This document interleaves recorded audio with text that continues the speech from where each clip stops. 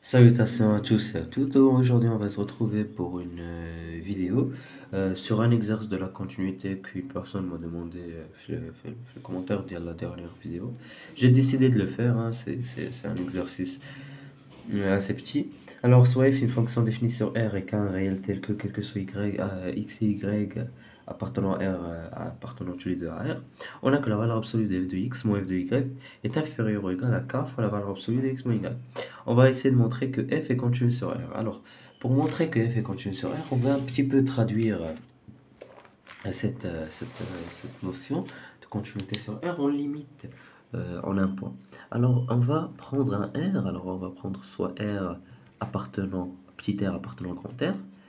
Et on va essayer de montrer que la limite de x tend vers, lorsque x tend vers R, de f de x égale à f de R.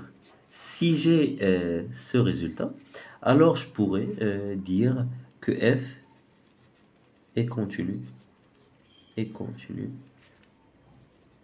en R. Voilà.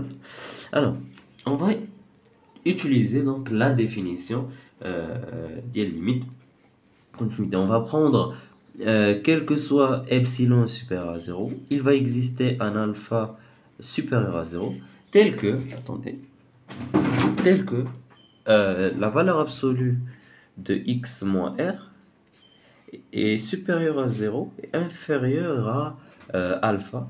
Et ceci va impliquer que la valeur absolue de f de, de f de x moins f de r est inférieure à epsilon. Alors, pour essayer de montrer cette application, on va bien sûr se diriger d'ici et on va essayer de montrer que ça implique ça. Et comment on va utiliser, comment on va pouvoir la montrer en utilisant ce résultat. Mais pas maintenant.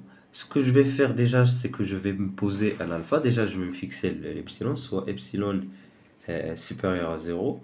On va poser alpha égale, donc comme il existe alpha, je vais prendre un alpha égal à epsilon sur k. Pourquoi?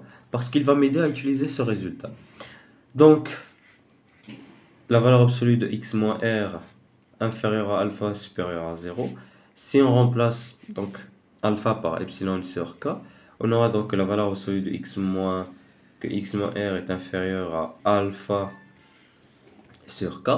Et ceci va impliquer que k fois la valeur absolue de x moins r est inférieure à epsilon, pardon, epsilon, ça c'est epsilon, voilà, ça c'est epsilon, voilà.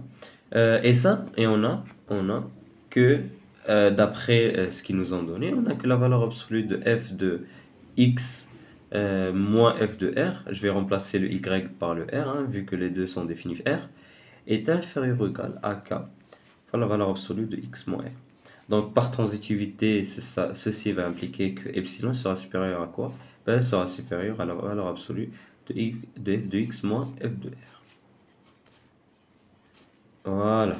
Donc le résultat, donc l'application, donc on a donc quel que soit epsilon supérieur à 0, il va exister un alpha supérieur à 0, tel que la valeur absolue de x moins r inférieure à alpha et supérieure à 0 va impliquer que la valeur absolue de f de x moins f de r est inférieure ou égale à epsilon.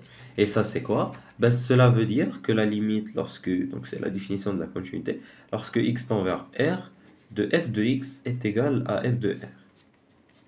Donc, f est continu en R. Mais si il est continu en R, donc quel que soit un R appartenant à R, alors f est continu sur grand R. Voilà.